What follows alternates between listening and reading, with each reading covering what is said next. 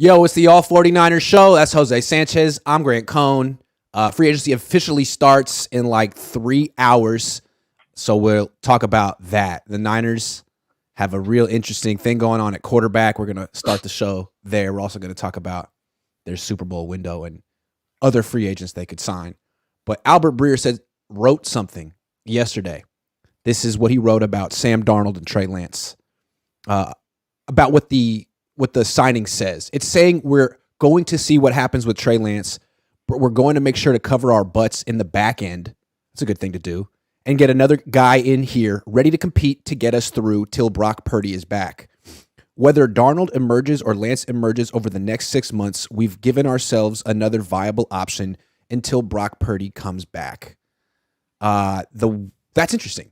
I mean, to me, you look at, he's getting $4.5 million. That's more than Baker Mayfield's getting to compete for a starting job in Tampa. It kind of sounds like the Niners may have privately told Sam Darnold, hey, look, we don't really know when Brock Purdy's coming back. This competition might be for a starting job week 1, and it's between you and Trey Lance. What do you say? I don't know. Do you think there's going to be an off-season competition between these two to see where they figure in the depth chart? It's going to be a competition, yeah, because you can't just hand it to Trey Lance. I don't think they like the fact that the way it played out with him last year and you just handed it to him and didn't seem as pushy. So I'm all for the competition, but I'm a little like surprised why the signing all of a sudden is shocked. Like, oh, they got a quarterback, or they got Sam Darnold. It's like, no, this was always the plan. Right.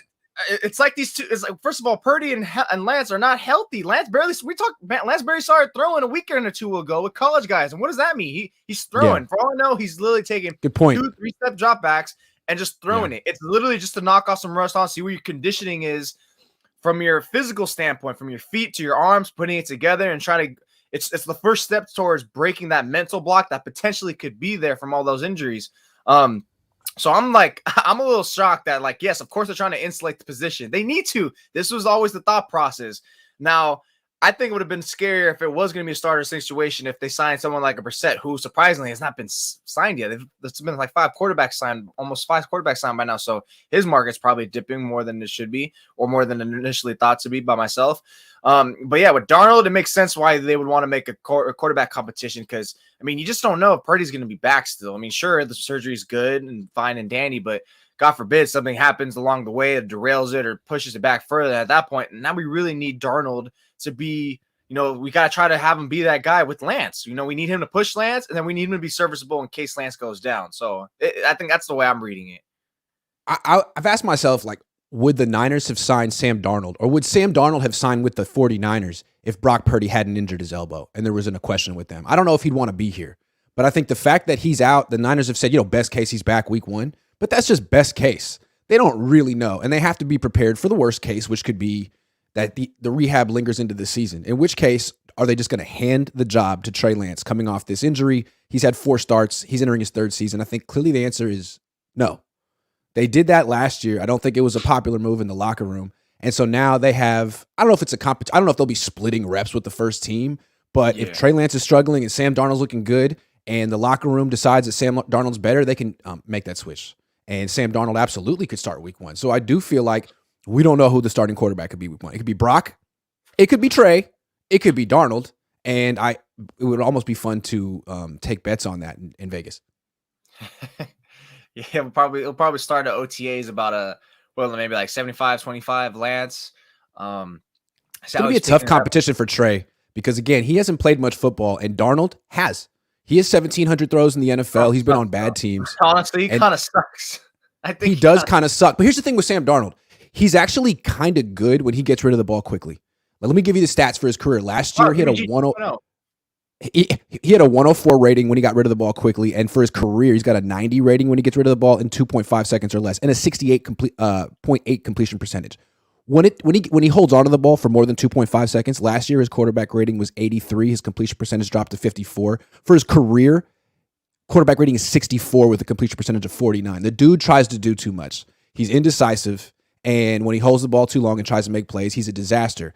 If Kyle Shanahan can get him to buy into, hey, stop trying to do too much, all you got to do is throw where I tell you or check it down to Christian McCaffrey. It was work. basically perfect for this offense. I mean, I don't know if you remember when they were sniffing around Sam Darnold 2 years ago literally 2 years ago this time, it was February. It was like, that was when every name in the book was getting thrown in. And I think we even talked about it on the show back on the OG Roundtable days where it was like Sam Darnold, Murray, all these names were getting thrown out. Teddy Bridgewater. Yeah, Teddy Bridgewater was a name. Remember that? Yeah, so Darnold was a thing. So it looks, I always thought it was something. It wasn't just, fluff thrown out there. People just attaching names. It's like, no, the Niners are kind of doing their due diligence on any quarterback that's out there. And I do think that always held weight back in 2021. And that's probably why they kind of jumped on it now. And they give him this contract. Like, it's like, oh, look at this sum. It's made more than Baker Mayfield. It's like, yeah, but how much is that really incentive laden? Probably a lot of it, I would say, by playing time. And again, it's because it's a very possible chance the first two quarterbacks in Purdy and Lance could be done again by injuries, man. It's just they just do not want to have a situation where we're screwed again, where we have to play someone like a Josh Johnson or, my God, it's the worst case scenario where we got to get Christian McCaffrey to drop back and throw passes out there. So to me, this all works out perfectly. It's fine. I think if Purdy wasn't fine, then they maybe would have gone for someone more polished. Like I said, like maybe a Brissett, but then again, the market's kind of dictating itself if no one wants for him. But maybe someone a little higher tier name on the quarterback aspect, I would say, in the free agency market than a Darnold. So I think that's where they're kind of leaning towards.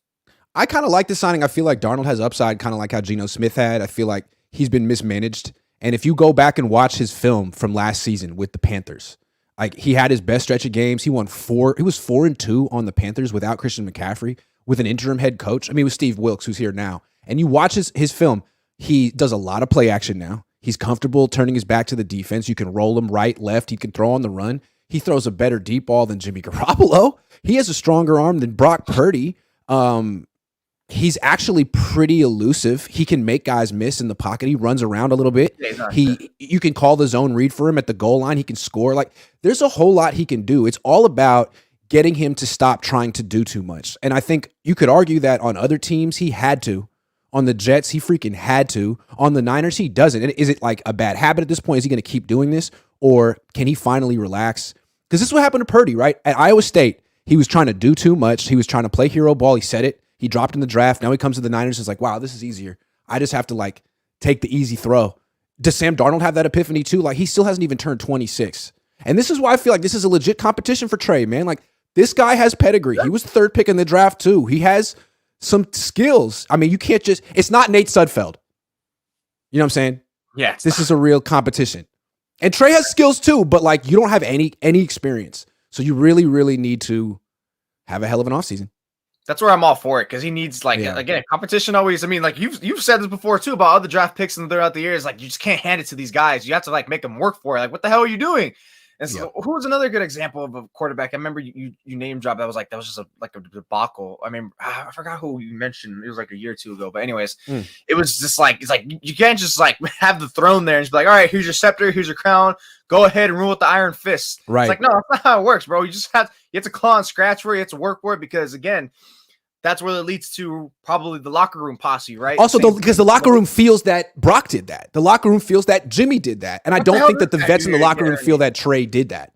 And that's probably why Purdy is on getting leaned to the side, because not only did he do it in a long stretch of games, but he did on a playoff team, played well, elevated them, and won playoff games. So that's why it's kind of hard for them to move off other people, go towards the other direction from Purdy.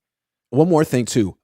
Lance has had a real tough time winning over the Cabo clique, the Cabo crew, the vets on this team. He tries really hard.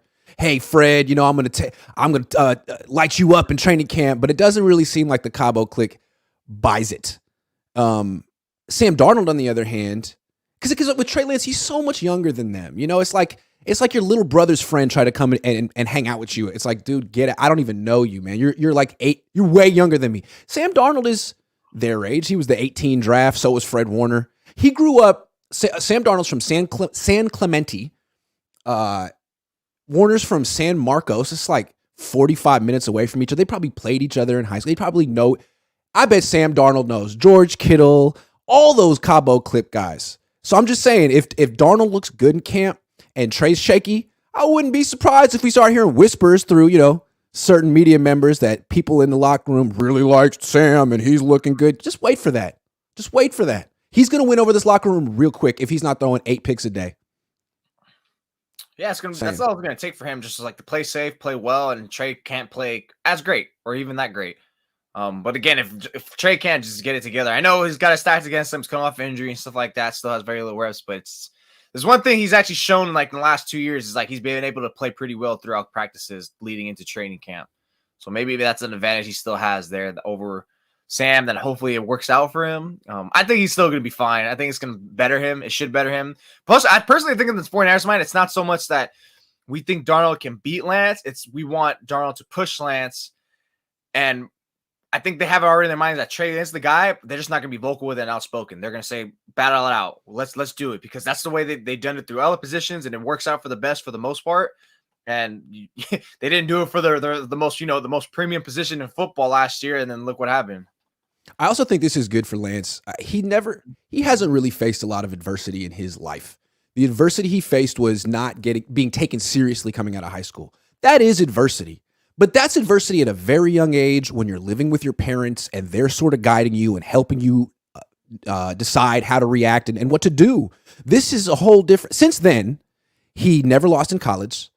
He became a top 3 pick with like no resume and was essentially gifted the starting job without, earning it. And I think he's gotten he hasn't had adversity. And now, boom, like Brock Purdy's taking your spot. You've been injured. Sam Darnold's here. Like, you really have to fight for your spot on this franchise, or else you'll be Sam Darnold. You will be Sam Darnold in 3 years. And I think it happens fast. He probably didn't see it coming. And maybe this is the best thing that ever happened to him, because if he is a legit competitor and a legit athlete, he's going to destroy Sam Darnold in this, in this competition. Yeah, he needs it. Like I said, iron sharpens irons. Competition helps push it. It's going to make or break him. So, I mean, if Sam Darnold beats him, then at that point, it's like, it's kind of hard to defend him then. I would just hope at that point that the fix wasn't already in. I don't think it is. Like, maybe they didn't move off Lance too quickly in camp, I would say, if they did that. No, so I think they gave Darnold a 5-year deal. So 1-year deal is $4.5 million with 3. It's pretty like much says like you're just here to help insulate and push, and he's not making more money than Lance. Keep us competitive. Insulate. Yeah, absolutely. Jarrett says, "Here's $5. Thank you, Jarrett." Blonine. How do you think you pronounce his last name? Blonine? Blanian? Blanian? Blanian? I don't know. Sorry. It's a great Vincent last name. says, "Fun new drinking game. Drink every time Grant says Philadelphia Eagles or talks about Eagles players. Ha ha ha ha ha ha." That's fair. Because I haven't talked about him yet, but I probably will. Jarrett says Darnold had McCaffrey and DJ Moore in Carolina and couldn't beat out Baker Mayfield, PJ Waller, or Matt Corral. Why do you think he's a threat to Trey? What do you mean? They all just kind of laid it out. But he did play well. Yeah, different players. He didn't actually get to play with McCaffrey when he went 4-2 though. And why is anyone who is? I mean, Trey Lance is a threat to Trey Lance. He needs to play. He needs to show something right now. It's the 3rd year, and it's not his fault that he only played 4 games, but that's the situation he's in. The Gold Rush 561 says, "Can we just give Trey Lance the same amount of games that SD played to fairly assess Trey?" Doesn't seem like that's going to happen. Start some practice. Yeah, and this team is getting older, and they're losing a lot of key players. Fire the Great says Trey doesn't need to be pushed. He needs to play and stack reps. This idea of this bum Sam Darnold being competition is weird. He needs to be pushed, man. You just again, I remember rookie year, everyone was raving about. You were raving about his training camp, and then this past year, there wasn't really too much to rave about. It was always going up against elite defense. Like, yeah, that's right. Well, that's right. But if you remember though, people glossed over it. Like Jimmy Garoppolo was terrible in camp in 2021, and then Lance kind of struggled in camp in 2020. Like they both had the same camp. It's just that when Jimmy did it, people were like, "Oh, it's Jimmy. It doesn't matter." But when Trey did it, it's like, "Oh my God, the sky is falling," because we haven't seen him really playing games, and practice is all we have to go on. They had this. I mean, it's a really good defense, and the Niners offense doesn't get their stuff together until November. Halloween.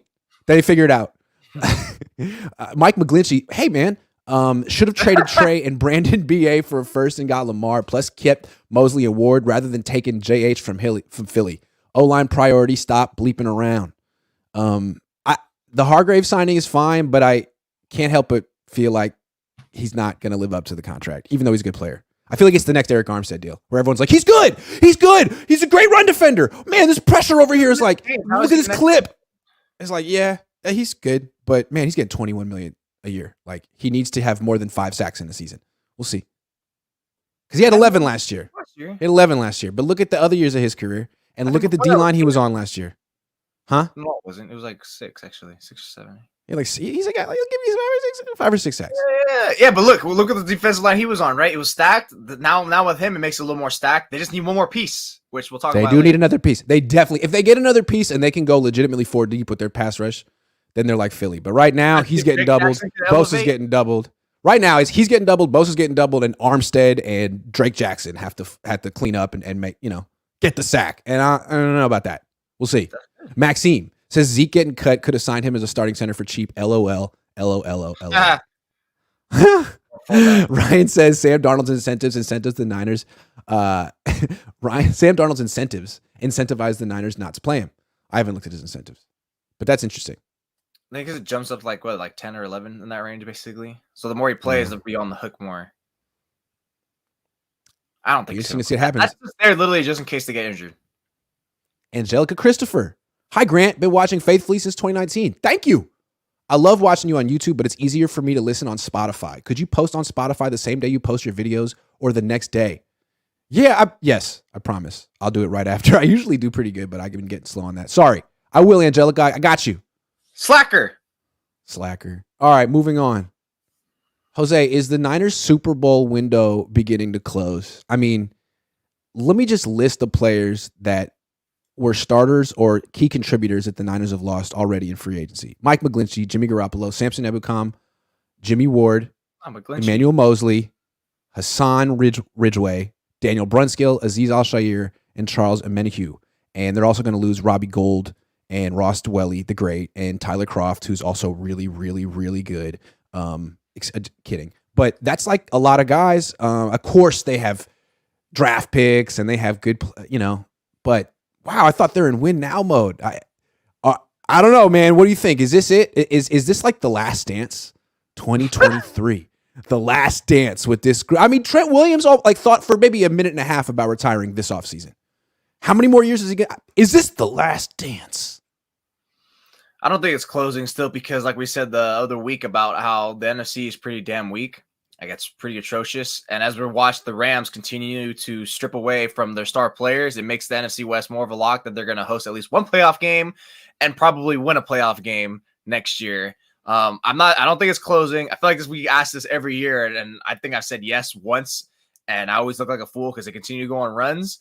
I will say this and give credence to this. The question is, I think this will be probably the last year we see the most stacked roster on them because I think as the cap goes up in terms of Nick Bosa's hit, Debo's hit, who knows if Brandon's going to get extended, his hit, all those contracts that are going to come up, they're going to start hitting more in 2024, 2025. So these same amount of players that you're seeing, especially last year, it's probably going to end. Instead of having the 10 great stars, it's probably going to be like 7. And it's going to slowly strip away. So this is going to make more of a pressure on Trey Lance and Brock Purdy to be those guys that can really get to that final last hump. Because, Niners have proven over and over again, but they can get there. They can get far with just quarterback who can take care of, be serviceable, uplift from here and there. They just need those 2 quarterbacks to be the last one to give them past that last final lap or 2. And that's all they really need. But I don't think it's closing yet. Well, let me just lay it out for you. Paint the picture. Javon Hargrave's 30. Eric Armstead's going to be 30. Kittle's going to be 30. Juszczyk's like 33. Trent Williams, 35. That's the core of the team. Those are the leaders of the team. And at that age, you don't know what they're going to be in 2 years from now. So maybe some of them will still be around, but maybe some of them start to fall off. Maybe Armstead started to fall off last year. We don't know. So it feels like if they're so invested in this core, they've kept them around for 4 or 5 years. If they really feel like they can seal the deal with this core, this is a good year to do it. Because again, what is Javon Hargrave going to be like in 2024? What is Armstead? Kittle? Don't know. Hopefully they're good. Even Trevarius Ward, he's a corner entering his late 20s. Corners fall off quickly. You have no idea when he's going to mess up his hamstring or just lose a little bit of speed or whatever. Yeah, I get it. I feel like I'd be more inclined to lean that closing side if they had they were like a one and done in the playoffs. Like, oh my god, this window's closing. Like now we've seen it. Right. Like it's really bad. Like because I don't think this year there's any worry or doubt. Like if you're looking into the 10 steps ahead, like into the future type of thing, it's like, well, are you guys going to be able to hit? This is where the draft picks from last year, when I was giving them slack about like, dude, what did they even get from the 2022 draft class? Nothing. They got nothing. I mean, they didn't expect Purdy. He was a miracle. Outside of that, what did they really get? Spencer Burford or something or whatever. I mean, they didn't really get any real contributions. Sure, Drake Jackson maybe had like a couple snaps this year that were impressive, but other than that, that's where the 2022 class is going to be in clutch. This upcoming draft with all the picks they have is going to come in clutch, and how you're going to replace them. This is where, like you said, this is how the Chiefs maintain their Super Bowl window. Aside from having Andy Reid and Patrick Mahomes, is they're able to fill out an adequate roster. So again, this is why this is. Hold on though. When you're trying to replenish in the draft, it helps to have a first round pick, a second round pick. Like the Niners are replenishing, but it's all these late picks, and it's like, man, those might be for the future. Those might be guys who contribute in 2 or 3 years. No, they are. Anyways. But they're not necessarily instant contributors. And it's like, that might be for, like, to me, this Niners team has followed the Rams blueprint very closely. And we see what the Rams have to do right now. And I wouldn't rule out that the Niners eventually have to get rid of a lot of these older guys and take the dead cap hits just to create some cap space. Cut Eric Armstead in a year or two.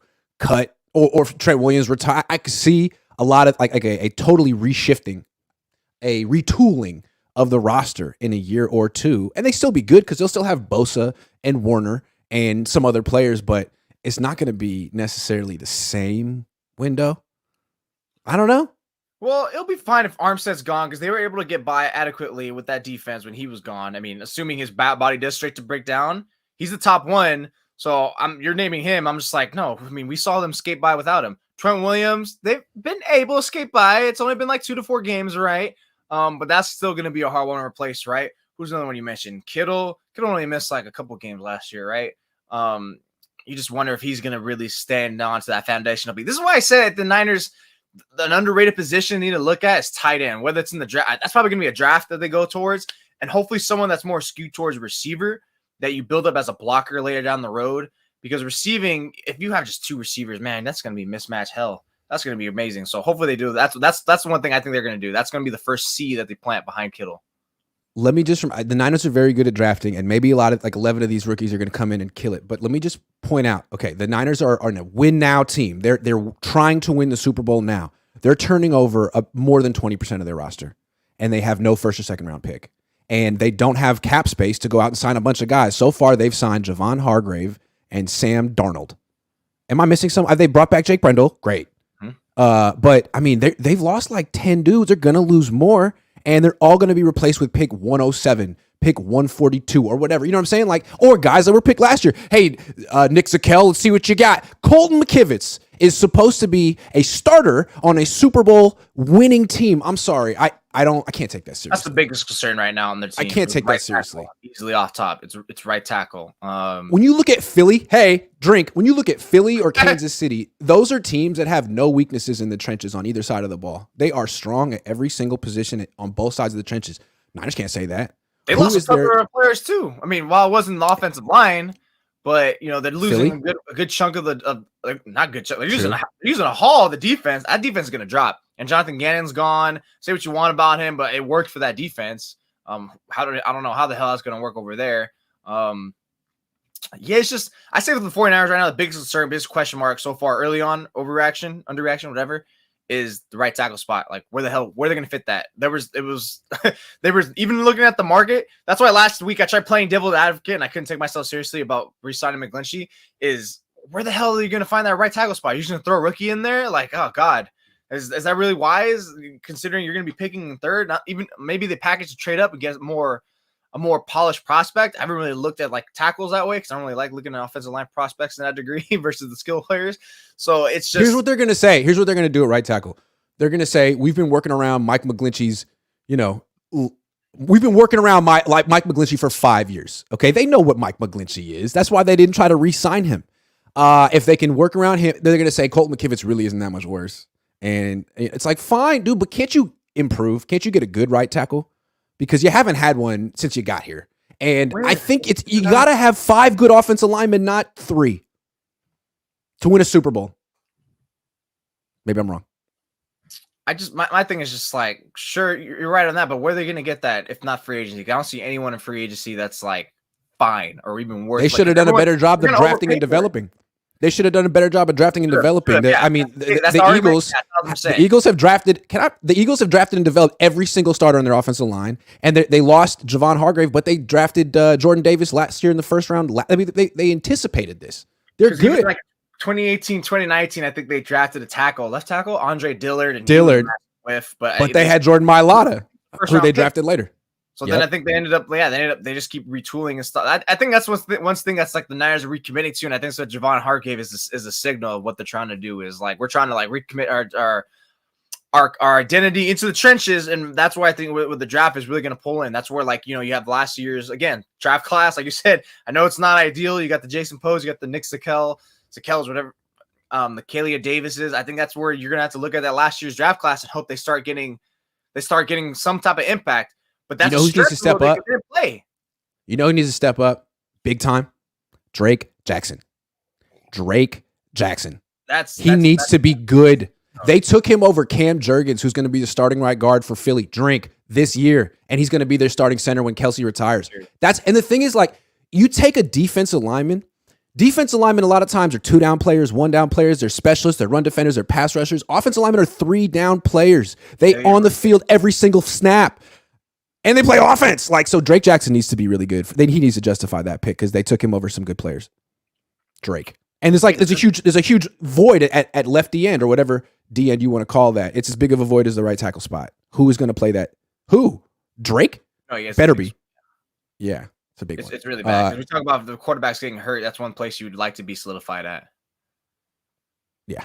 Isaac says, dudes, what are we going to do at kicker? I'll do it. I got it. It'll be fine. Are they gonna sign one or draft one? I don't know. Again, this is a Super Bowl team, right? So you got to sign a kicker. You can't bring a rookie kicker on this team, can you? No, they're not going to bring. They're just trying to wait for the market to die down so they can get one for cheaper, hopefully gold, because it makes no sense. I mean, who signed that guy kicker Matt Gay to that stupid contract? I was like, God damn, that's a lot of money. I don't even think they're a Super Bowl playoff contending team. I forgot who it was. It was Rams kicker. Oh my God! I just saw it. Just laughed at the contract. Colts. Oh my God! Why are the Colts doing that, bro? You're gonna be losers this year. You want them to miss kicks. What if the Colts trade for Lamar? I'm not gonna trade for Lamar. Lamar's not going nowhere. You don't think so? No. Okay. Why would they trade him into the conference of all places? Or they can't even trade him. No, dude. At this point, all right. It makes me less sure that he is gone. It makes me back to my first point. Back before any of this even started, was that then they're going to tag him. He's not going to get traded. He's stuck. Okay, all right. Forget Lamar. Ethan M says, do you see Kyle giving Trey a chance in the true offseason, offense this offseason? Does it make sense to run a different offense than what the backups would run? Yeah, that's a good point. Now that that Brock is the starter, maybe they have kind of given up on whatever the Trey offense is, and now Trey has to win the job in the traditional offense, which might just suit him, benefit him. And can they go back to the offense after they made him snap his foot, turn it the other way? That's like... It's a good point. It's not like they're running zone read with Dak after he shattered his leg. Maybe right? Kyle doesn't care and just does it anyways. Also, we don't know what kind of speed Trey's going to have after this injury. I'd be hard to imagine he's any faster. Elias says, any chance they can move up in the draft for a right tackle? Of course. Yeah, they can always move up. I mean, it just doesn't. You don't know if he's going to be good enough to start right away. Offensive tackles who can start right away usually go in the first round. And yeah. Just saying. Because the guards in the centers, you can always find like the middays, like starting. Yeah. It's a really tough transition from college to the pros for offensive tackles. Not so for defensive linemen. Brandon Harrison says, we need to get Orlando Brown. Casey didn't sign him. It's easier to move from left tackle to right tackle, and we badly need a right tackle. Why are we waiting to address this need? Hey, if they go sign Orlando Brown, you could talk about the Niners winning the Super Bowl. That is the move that would make them a legit Super Bowl contender. I don't know if they're going to do it. In fact, I probably think they won't. But I think that would be the move. Didn't he have this issue about with the Ravens? He didn't want to move to right. There you go. Pretty sure that happened. He didn't want to play right tackle. Same thing with Taylor Lewan, man. It's like all these guys that don't want to switch because if they're complaining about that, that means it's kind of a big deal. So I wouldn't say it's an easy move to make necessarily. But what the Niners could do is they could sign Orlando Brown to a multi-year deal and say, we're going to move you to left tackle as soon as Trent Williams retires, but you got to play right tackle. But he might not even be interested in that. And again, he might be too expensive for whatever the Niners can offer. But I'd be more interested in him than Darius Slay. Darius Slay's great, but he's 32 and a corner, and he doesn't play offense or block for the quarterback. If he did block for the quarterback, I'd be interested. You just foreshadowed the next topic? Ooh. No. Was it a mistake letting Emmanuel Moseley walk? This guy got very little money. The Niners drafted and developed him like 1 year, $6 million. He's going to start for Detroit. Good team. I mean, but last week I was like, is he going to get $15 million? And you were like, no, you were right. But damn. You guys are tripping. I don't know what, like, was that, were you talking about per or like a total of the cumulative of the contract? That's what Spot Track estimated. Stupid. I don't know what they're talking about that. No, I don't think it was. I guess they were just going based on production. I don't think it was a mistake letting him walk. As much as I loved him, as much as I advocated for him, like you can go back to all our streams about how I thought he was vastly underrated. I don't think it was a mistake because of how Diamador Lenoir came on towards the later half of the year. And I know at the peak of their powers, Emmanuel Moseley is better than Lenoir. There's no debate. But again, torn ACL, man. He's coming off a torn ACL. Is he going to be that guy again? Knee injuries with a corner is very scary. Backpedaling, shifting, moving around. My God, just running, everything is so crucial to a corner's ability to do what he has to do. And not even just that, this guy's always been sneaky injury prone. That's one thing I've always been able to admit with him is like the guy's he always misses games. He misses games. And last year it was like when he's finally going over that hump, going to the peak of his powers, it just falls off. He falls off, his leg tears, and then he's done. And it sucked because he was on the way to being a Pro Bowl caliber season, maybe even all pro, who knows? But I think that he became expendable as soon as Diamador Lenoir started playing stronger towards the end. And personally, like he's always there in his guy. He's just not a great playmaker on the ball, but he's always there. This guy, it's one thing I like watching him is that he's always trailing good. He's not really getting beat. He's not really allowing too much separation. So I think he's a fine corner as it is, and I think they can keep working with him, especially with Wilkes there. So I think the writing was on the wall as soon as John Lynch pretty much, touted about how much he had a breakthrough year. That kind of seemed like the writing was on the wall at the combine when he said that. I think this is a mistake. I mean, if I had known that they could get him for $6 million, I would have said sign him. It's a bargain. And now maybe they're betting against him making a full recovery, and they're thinking he's going to be greatly diminished after this ACL injury, which is possible. But man, how many times did they re-sign Jason Verrett after he just blew something out? I don't get it. It wasn't worth $6 million. The Niners have bet on guys recovering from ACL injuries all the time, even at corner. Flyer deals. That's not a flyer deal.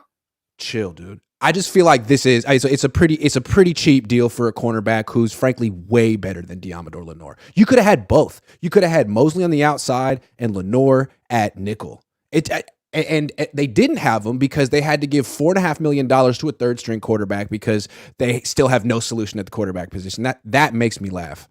I mean, I wouldn't have given $15 million or $10 million to Emmanuel Moseley, but damn, 1 year, $6 million. And what's crazy is when he went down, I feel like the Niners were like, oh, we want to do right by, we want to keep him around. It's like, no, you don't. You didn't even want to give him a 6-year contract, a $6 million 1 year contract. Like, I think they're going to regret this, but we'll see. I think he's going to go to Detroit and play well. Yeah, he probably will. I just wonder if the Niners are trying to be like, here's a year for $3 million, come back. And then the Detroit came, all right, here's a year and $6 million. Come over here. And the Niners are like, well, you know what? We got. And I wonder what the discussions were in terms of promising to start. Because Emmanuel Moseley, at this point in his career, he doesn't want to compete. He wants to be handed a starting spot, right? I wouldn't blame him. So they're probably saying, here's a year, $3 million, recover, compete for Diamador. Because I doubt they're going to want to put Diamador back in the slot. He played so well on the outside, and that's where he was. That's where he grew up at, outside. He wasn't a slot guy until the Niners got their hands on him. As much, again, Niners putting players out of position, shocker. Yeah, but again, Emmanuel Moseley gave up a quarterback rating of 66 last year and great. 65. I get it, great. Hold on. 66 last year and 65 the year before that. Lenoir gave up a quarterback rating of 91 last year. They're not the same. Now, maybe Mosley's going to fall off after this injury, but the Niners paid him his cap number last year was $6.5 million. Like, they could have brought him back at the same exact number, but they think he's going to be worse. It's like, okay, man, you're betting against Moseley. I'm betting on Moseley. I've been betting on Emmanuel Moseley his whole career. I'm his biggest fan. Manuel. Go Manny. E-Man. You're not even his friend. You just better use his nickname right now. E-Man. Yeah, it's just I really. Can I say something real quick? He was the guy who said Dak gonna Dak after the Cowboy game. He was the guy in the tunnel. He was walking out. He said that. Like, that's elite work. Sorry, man. That was E-Man. Yeah, that was super funny. Sorry, bud. Yeah, I mean, it's just the thing is that's why I hate these deals. It's like, well, I mean, not even about the guarantees. He's gonna get that $6 million. If it's a 1-year deal, you're pretty much gonna see all that unless it was incentive laden. Great move for Detroit. The Niners, I just think he became a little more expendable. Again, 20 CL. If he looks, it's just. Well, yeah, I hope so. I hope you're right. Because I felt before he went down, I thought he was the best corner on the team. No disrespect to Javarius. I thought he was killing it. I wouldn't. Sheridan says we should have used one of the 3 picks on Gilmore. One of the 3/3 on Gilmore. Who's Gilmore? He's on the downward. He wasn't as great last year. Stephon Gilmore? He's still in the league? Fine corner. Yes, Stephon Gilmore. I didn't know that. Oh, he was traded to, damn, why do I keep forgetting all these teams? There's so much player movement, it's hard to keep track of now. Man, he's been in the league forever. All right, real quick. Aaron Rodgers officially going to the Jets. Man, he milked this. He really milked this for attention. He went on, that show on YouTube. I gave him a little attention and said he's going to the Jets. As someone who knows Robert Saleh personally, I'm a little nervous for Robert. I don't think this decision was his. It was probably above his pay grade, but man, it feels like when you go into business with Aaron Rodgers, you kind of sell your soul to him. You have to bring in all of his friends. You got to bring in Alan Lazard and Randall Cobb, who's 59.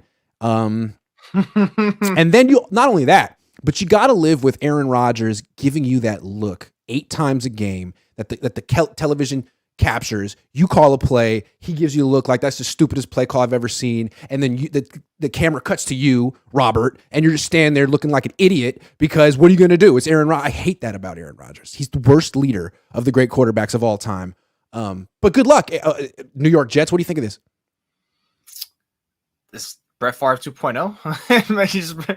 I mean, they would love if Aaron Rodgers could be what that Brett Favre version was back in, what was it, 2010, 2009? I almost feel he's worse than Favre because Favre, yes, he was a circus too, but once he got on the field, he wasn't like showing up the coat. He would play. Favre would freaking play. Like Rodgers is like, I don't know. Like, yeah. He's such a LeBron James in the NFL. I have not soured more on a player, any star player in any league that I have on him so quickly. And the last person who it was, coincidentally, LeBron James. I used to be a big time defender all the way up until 2016. And it's like, okay, now it's just over. Yeah, you're right. The same little diva thing. It's like, dude, like what? You were literally, people want a whole TO from the Hall of Fame. What about this guy? True. This guy is like future dude. It's like, dude, just come on. Really? Yeah. You're doing all this attention. He's doing what LeBron did today on this with the news, right? The same thing. The decision. LeBron. Hey, I'm gonna go and pack him. Pat McAfee. The decision. The Jets. It's true. And so LeBron got crap for that for a long time. Yeah, dude. So I mean, yeah. But Aaron Rodgers doesn't like. Oh man, he's so quirky. No, he's so such annoying. A free spirit. No, man, he's a jerk. He's a jerk. It's just so up there, and it's just like everything's everyone's fault but his, and all the playoff losses and stuff like that. And it's like, no, Aaron, last time I checked, you had some bad stats too. But I digress. With that said, I think they're a playoff caliber team now. Are they gonna really go far? Probably not, because I don't think they're gonna compete too much with like the likes of the Bengals, the Chiefs. But they are gonna be there. They were just right there with Mike White and Zach freaking Wilson, Joe Flacco. So I mean, they just have a guy who plays. Even if they get Rodgers' version from last year, ideally they want a little more. Then I think they'll be into the playoffs instantly. They got a great defense. It's just I have a prediction. What kind of version of I have a prediction. Rodgers you gonna get? I have a prediction. He's gonna get injured. Oh, he's gonna get injured. Although they did get rid of Mike LaFleur, and now it's Nathaniel Hackett, so it's not a Kyle Shanahan guy over there. I mean, it's more like the Matt LaFleur offense. Maybe they'll do a better job, but he's old. He's gonna get injured. That's what I think. Also, the whole thing of bringing in his friends, it seems like a bad idea. Like you have a young team on the Jets. Now you're bringing in this clique of Packers. That's who Aaron Rodgers is going to hang out with. It's going to be a team inside a team. That's who he's going to throw the ball to. And you're going to have all these young guys being like, yo, what the hell is going on? I think it's not. I think it's going to be bad. I don't think it's going to work. He'll probably gravitate towards Garrett Wilson. I think that'll be a great connection this upcoming year. The thing is like, what do they have after that? Alan Lazard. He'll put Garrett Wilson in the doghouse. Garrett Wilson look at him wrong one time, and he won't throw it to him anymore. I think Garrett Wilson has like that good like pushback where it's like, oh, come on, Aaron. I think he will talk back. Something about that. There's an affirmation and confidence about good it. Luck. Push back. Good luck. Do it. Aaron Rodgers is petty. Sion says, Grant, Aponte said yesterday that Emmanuel Mosley didn't want to come back to Tango. Maybe he didn't want to come back because of the offer they gave him. Can you imagine what the Niners offered Emmanuel Mosley? It must have been a slap in the face. That's what I'm saying. That's why I said I think it could have been a year for 3, incentive laden, and they also probably told him you're not guaranteed a starting spot. Where Detroit, he's guaranteed a starting spot, more money. So that's why I think like was it a mistake? Like, I mean, they got Diamador. The defense was fine without Mosley. Niners better be right about Diamador. He had a couple nice games. He had a couple nice picks, but he also had some terrible games where he got devoured. So they better be right here. Yeah. And but let's defend. Come on, let's be real about Diamador. He was spending his whole year training camp season in the slot. That's true. He was playing the slot. So I'm not saying he's no good. I'm just saying they better be right because no one really knows about Lenore yet. He's shown some good, some not so good. He's shown some very good and some very bad. Let's put it that way. Some very good and some very bad. Yeah. And some in between. Moving on. I honestly did not know Aaron Rodgers was officially getting traded until you just said that. I wasn't looking at my phone this morning. It just happened. I guess he's on that show.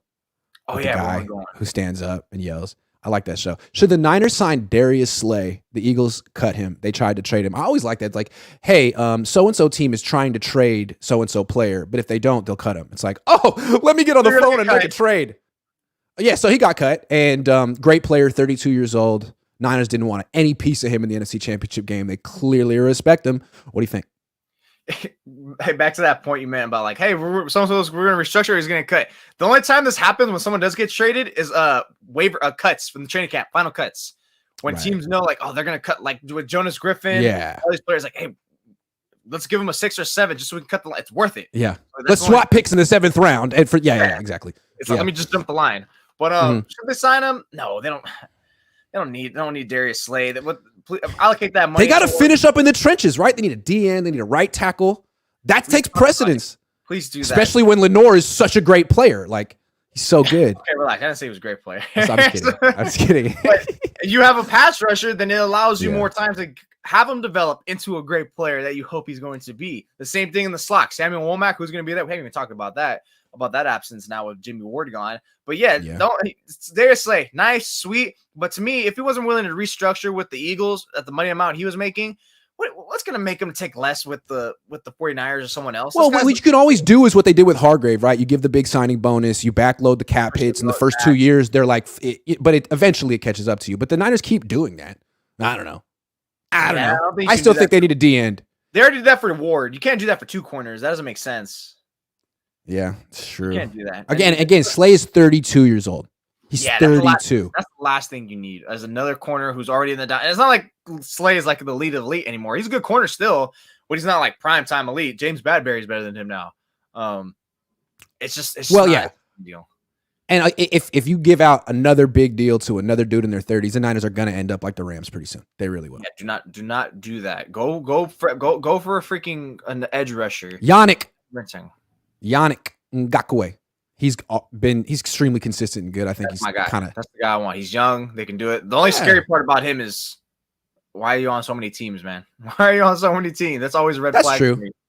Eagles. That's true. But that being said, I feel like that's okay with pass rushers. Like you can, I don't know. I always feel like you can get pass rushers get given up on too much. Like Justin Houston's been bouncing around the league, but he still produces. But he lasts through the seasons. This guy's been traded mid or cut and all this stuff, and it's like he's been traded twice. Ooh. So it's like he has red flags over him. But I think in this case for him, the Colts, why did the Colts let him go? It's a new regime. Okay, Gus Bradley's gone. Why did the Raiders trade him? New regime. Gus Bradley went to the Colts. So that's 2 excuses I would give him. The only one I wouldn't is like, why did the Vikings cut or trade you? And then why did the Ravens give up on you? They'll be the 2 teams I'd get. Because he priced himself out from the Jaguars. He was phenomenal with the Jaguars, but yeah, I still think he's worth it.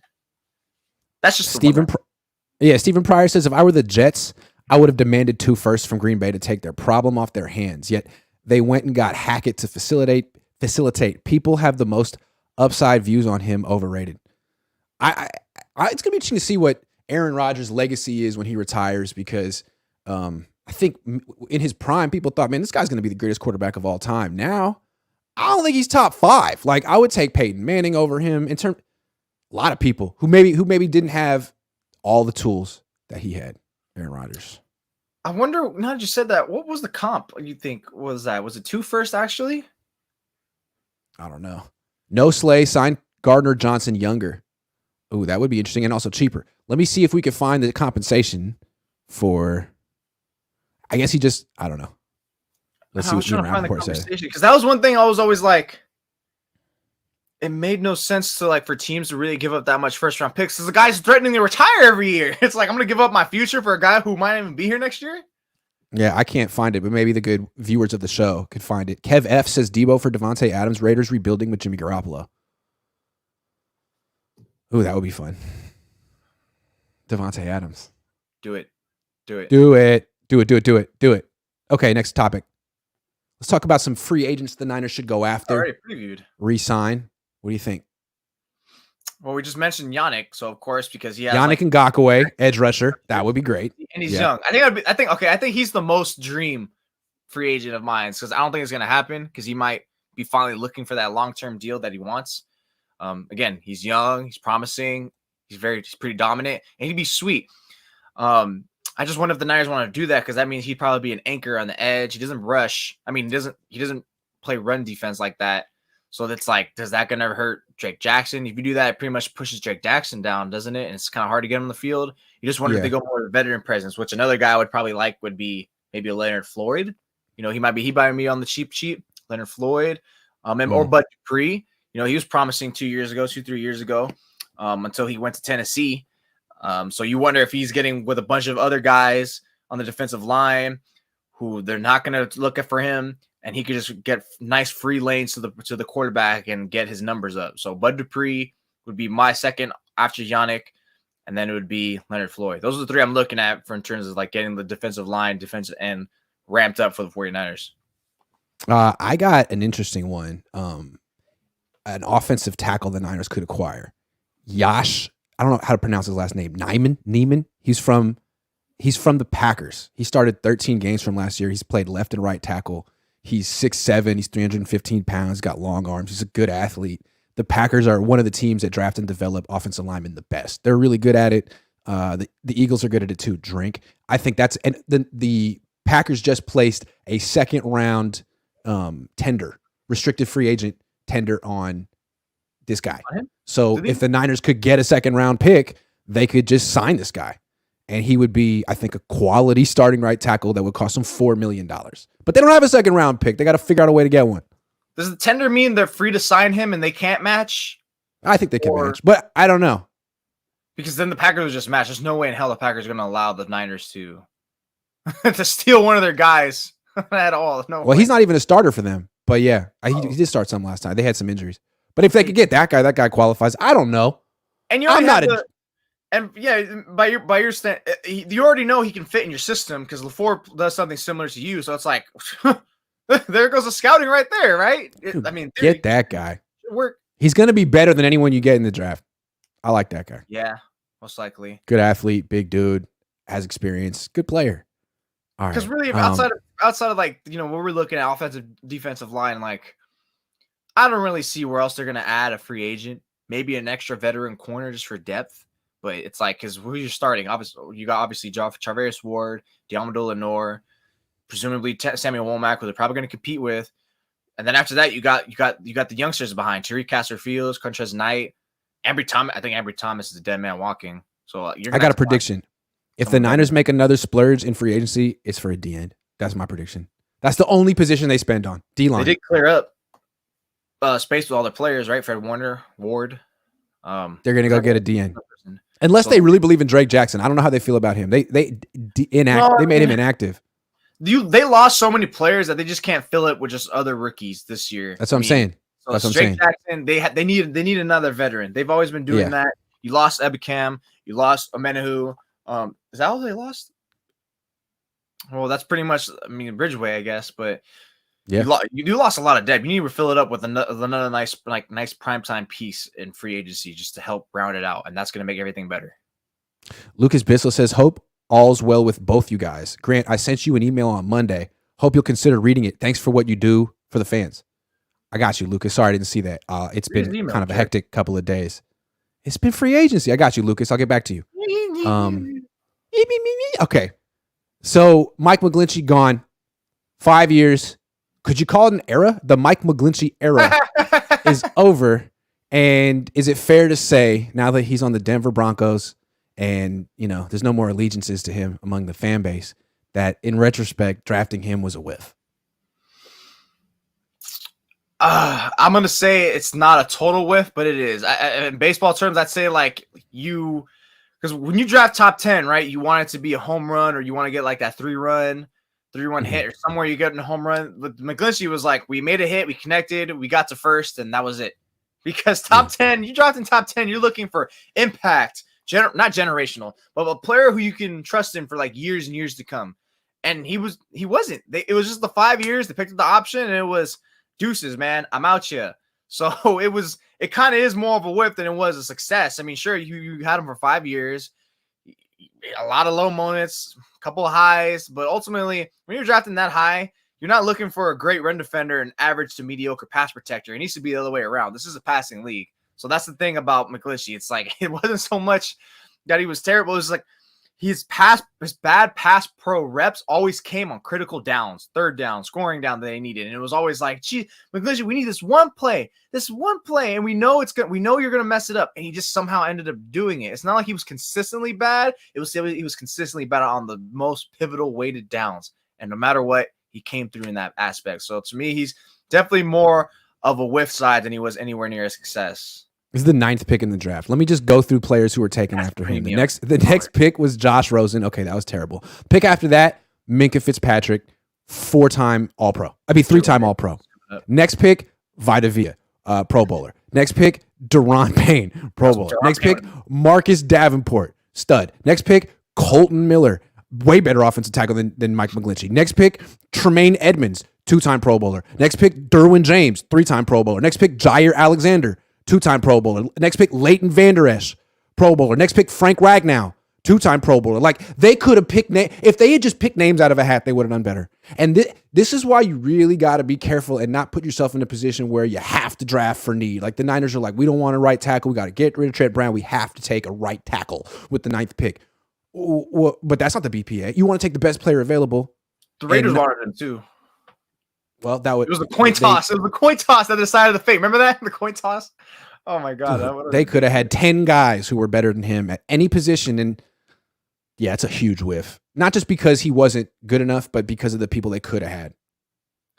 That just adds another element to you. There's no way to sugarcoat it. When you're picking top 10, you need this guy to last long for you. You need this last. Yeah. And had he been even just a little better, and they kept cornerstone of the franchise. You got to be a cornerstone of the franchise, man. Even with all those players you mentioned who are significantly better in terms of impact for their respective teams, if he had just lasted longer, you at least can stomach that. He's like, we didn't fully waste it because, again, a first round top 10 pick, that's freaking premium. It's why. But why did they make the mistake? Because they needed a plug-and-play starter right away. And Colton Miller wasn't that. He's a left tackle who would have had to move and wasn't great as a rookie. Like, McGlinchey was a plug-and-play starter right away. That is not how you make a decision on who to take with the 9th pick. That's how you mess it up. I remember that. That's how you. I remember that you were writing about the Raiders too, about how Colton Miller was such a bad pick because he was so raw. He was so raw. His first rookie year was pretty bad. He was very weak, but he had good feet. You can see it in UCLA. McGlinchey never had good feet. Now he's tremendous. He's strong. He's fairly quick. And I think you could see the upside. Like, that's a left tackle. He needs to get stronger, but he has the feet. McGlinchey never had the feet. It's why he was never considered a left tackle. You're telling me you're taking a right tackle only with the 9th pick, and he's not an athlete like Lane Johnson? Like, get the hell out of here. That's the thing with McGlinchey. He never even ran at the combine. He's not a great athlete. He's robotic. He labors. I guess it's enough of Mike McGlinchey. But yeah, big whiff. They could have had Derwin James. That's why they had him lose weight, right? So they can make him faster. But I think that's what eventually killed his pass pro towards the last 3 years. So is that really because then he was vulnerable to power. That's probably the Niners' fault for like, we need you to be lateral because they weighed the value of running the ball more so he can get outside faster than it is for him having that strength and not get bulldozed by all these defensive ends who are just getting a free shot to the quarterback. By the end of his tenure, the Niners almost never ran his direction. No one runs left more than the 49ers. So again, what was the value of Mike McGlinchey? When he was younger, they did have some nice runs around his side, but that's gone. It's been gone.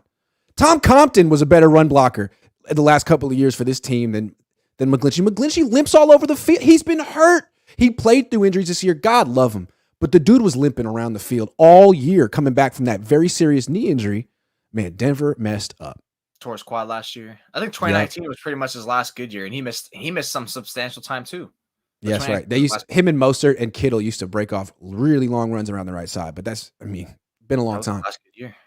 All right, last topic, then that's the show.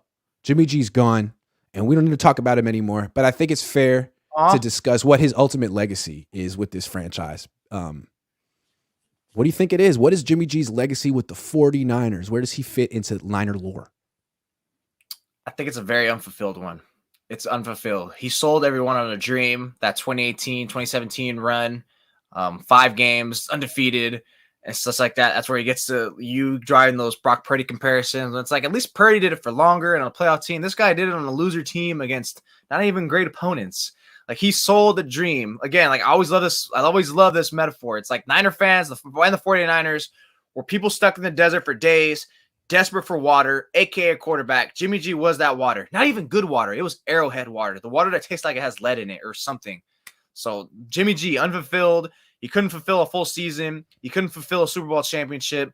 I mean, great memories because they gave him a starting caliber sufficiently to get him pushed towards success.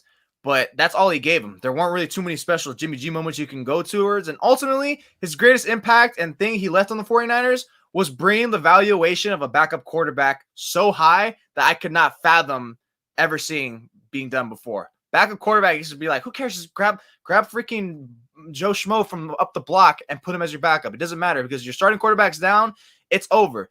But his lasting legacy with the 49ers is making backup quarterback such a premium position now. And we're seeing it now. His other legacy is missing Emmanuel Sanders in the Super Bowl. We'll always remember that throw. I mean, he got to the very, very last stage of he almost finished the quest for 6, right? He's like he was Frodo all the way going up to that. Could have been a hero. What was the volcano at the end of volcano thing? Yeah, the volcano thing. It's like he got there and he had the ring and he freaking overthrew the volcano. He threw it past the volcano. It was like, man, how did you miss? It was wide open. It's a huge freaking crater. And he's like, nah, man, I don't throw a good deep ball. So yeah, he missed that. He really came close to destroying the ring and bringing peace to all of Middle Earth, but he didn't. And now we're still on that same freaking quest. Did you ever read the Lord of the Rings? It's just hiking. It's a book about hiking. Just want to point that out. There's a lot of hiking in that book. And so they walked, and they were walking. It's like, it's getting good. Oh, did you see that chapter where they walked? So good. So good. Anyway, so I kind of see his legacy. And it's like, if the Niners ever win a Super Bowl, you're going to look back at the Jimmy G era and the Alex Smith era and the Colin Kaepernick era as like just futility, false hope, get close but no cigar type stuff. And basically a lot of frustration. Right now, it's like, hey, Jimmy G ushered in another era, a new era of 49ers competitiveness. Yeah, he sort of did. But if the Niners ever win a Super Bowl, you're going to look back on this era as like, a quaint little time where people thought it might end up being great, but it wasn't. There's probably been no franchise in all of sports that have teased their fans more than the 49ers in the last 14 years. The most teasing team ever. Like, I can't think of anything in basketball, maybe in soccer. A team that probably teams don't know about, like Juventus or PSG, but other than that, it's like football. It's like, my God, the Niners. Like, I can't think about it. Not in baseball, not in basketball. So I mean, I can think of a team in basketball, kind of like the Rockets with James Harden. Came close. Yeah, but the Rockets never made it to like a finals to really get a tease, a full on tease. But yeah, they were regular season champs, and they were always like, I'm so happy for their losses. What about the Boston Celtics? You could probably throw them in. They haven't won. This is why I liked how you tweeted the other day about like who's better 49er player in their tenure, Jimmy G or Colin Kaepernick. Because now it's like now we can finally say it, and it's like because it's over for Jimmy. Who's the better player? Cap.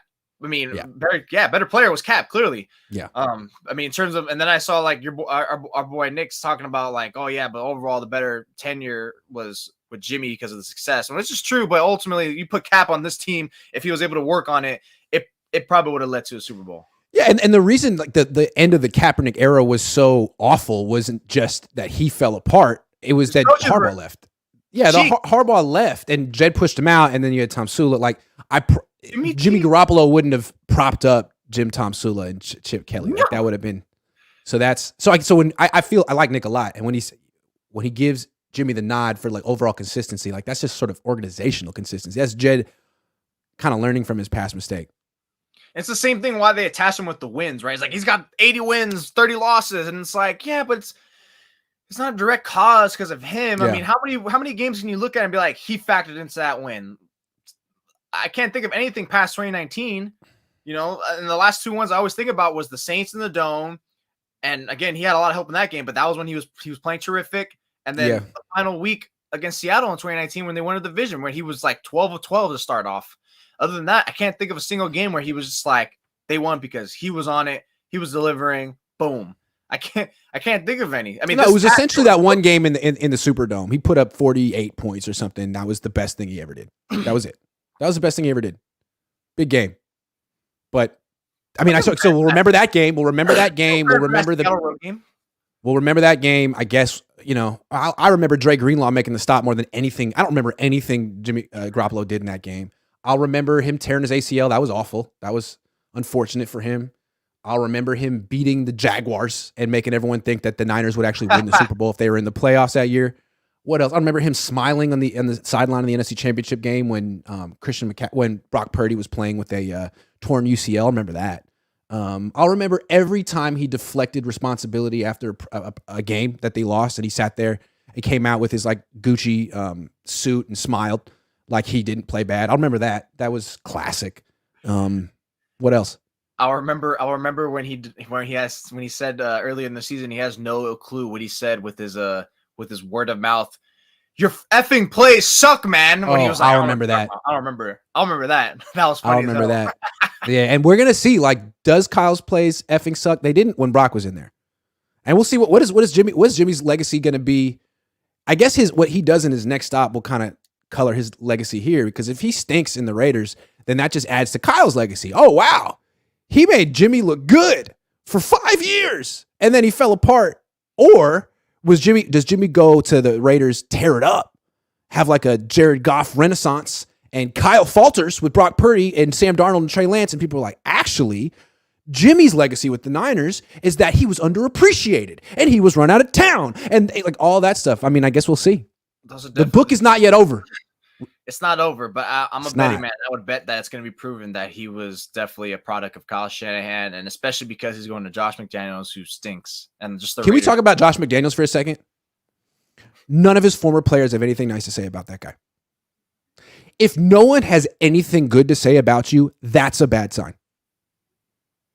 Here are the quarterbacks he's brought in 3 years as a head coach. He's been a head coach for 3 years, 2 in Denver, 1 in Las Vegas.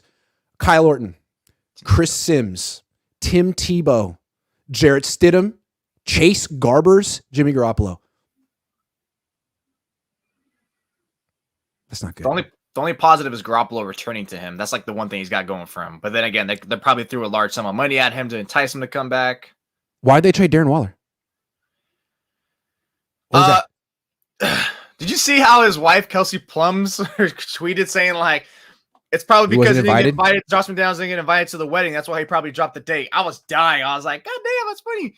Remember when we did the report But that is such a Josh McDaniels thing to do. Like, you just made your team worse. What were you thinking, dude? Do you know what the Raiders got on the report card in terms of like, that NFLPA one from 2 weeks ago? Do you know what they got? Did you see what they got? I saw the coaching staff got like the lowest grade, right? F minus because they don't listen to the players at all. And they overwork them, right?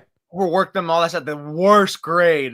They keep them too long. They overwork them, and they don't listen to the players at all. I mean, that's great. Fire Josh McDaniels.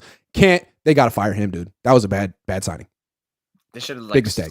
sent Derek and Josh packing at the same time, but it's not going to work with Jimmy. It's not going to work. Josh Allen was also selected 2 picks before Mike.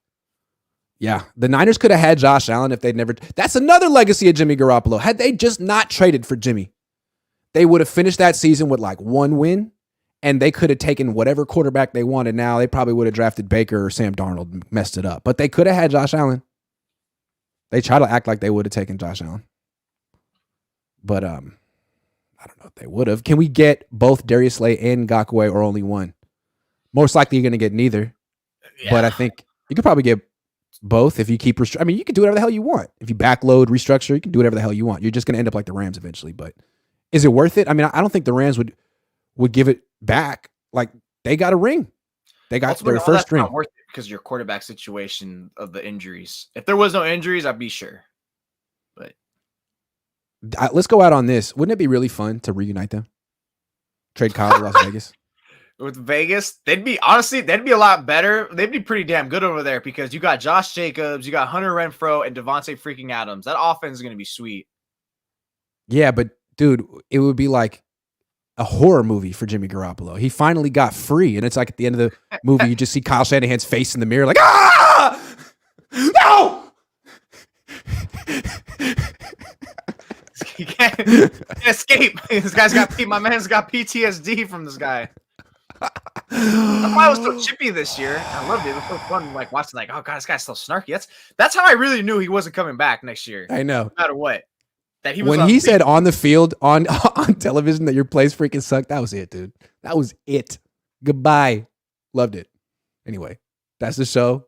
Thanks for watching. Thanks for being here, Jose. You killed it. I thought I did a good job too. Anyway, Niners gonna do. Yeah. Niners, what? Things become official in like 2 hours, so we'll see if the Niners make more moves.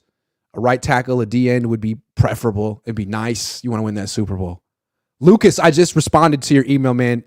I'm in. Let's do it. Let's find a time. See you guys.